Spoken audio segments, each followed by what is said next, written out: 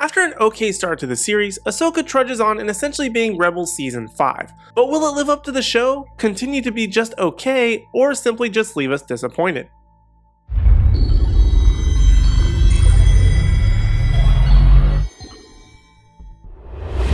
What's up, Nerdgenic Nation and Star Wars enthusiasts? Aaron Waller here, and today I want to give my thoughts on the third episode of the Star Wars Disney Plus series, Ahsoka.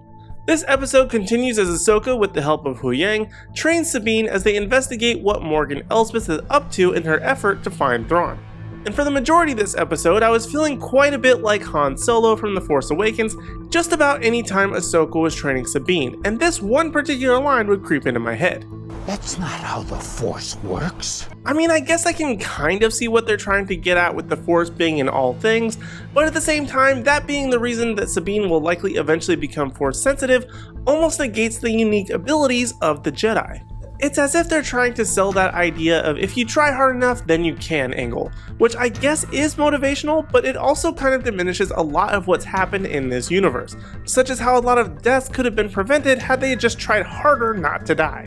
That being said, however, this episode does hold a few surprises, such as Jacen being not only mentioned but also appearing on screen, though he is a bit younger than I would imagine him to be, as this series takes place roughly 9 to 12 years after Rebels, and in the epilogue of Rebels he was maybe roughly 4 or 5-ish.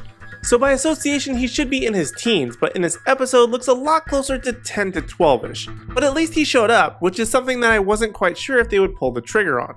And another surprise was that we got to finally hear Marrok speak for the first time, and his name is mentioned as Marrok, which I guess could be just a slight change or even just to completely throw us off the scent of who it could be.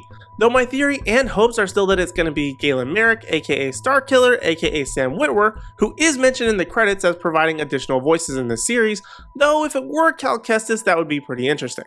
But I've also heard theories that Marrok could just be Ezra, which I guess could work if that's how they get the info about the map to Thrawn, and he hitched a ride with the Purrgils back to this galaxy, but was captured in the end and thus forced to turn evil, though that might be a little bit of a stretch than the other theories. But speaking of Purrgils, they too get an appearance in this episode, and I believe this is the first time we get to see them up close in a live action setting.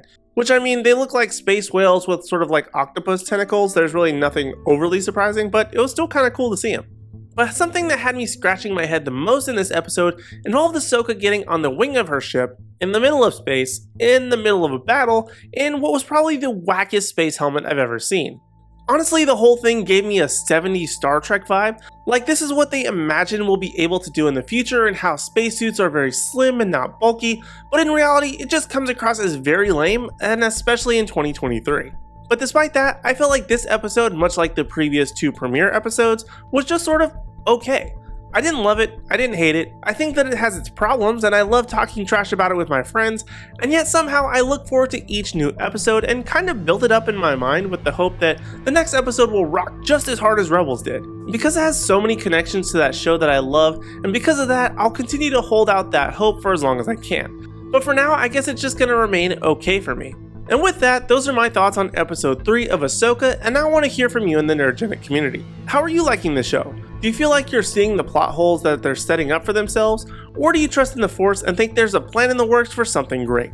Let me know your thoughts in the comment section down below, and while you're down there, be sure to hit like, subscribe, and ring the bell notification so you don't miss out on any future videos, as well as my thoughts on the next episode of Ahsoka. And also be sure to give us a follow across all social media platforms at Nerdgenic. That way you don't miss out on any special news, announcements, or articles at nerdgenic.com. But in the meantime, if you want even more video content from us, check out my thoughts on the previous episode of Ahsoka right over here, or for more Star Wars content, check out this playlist right over here.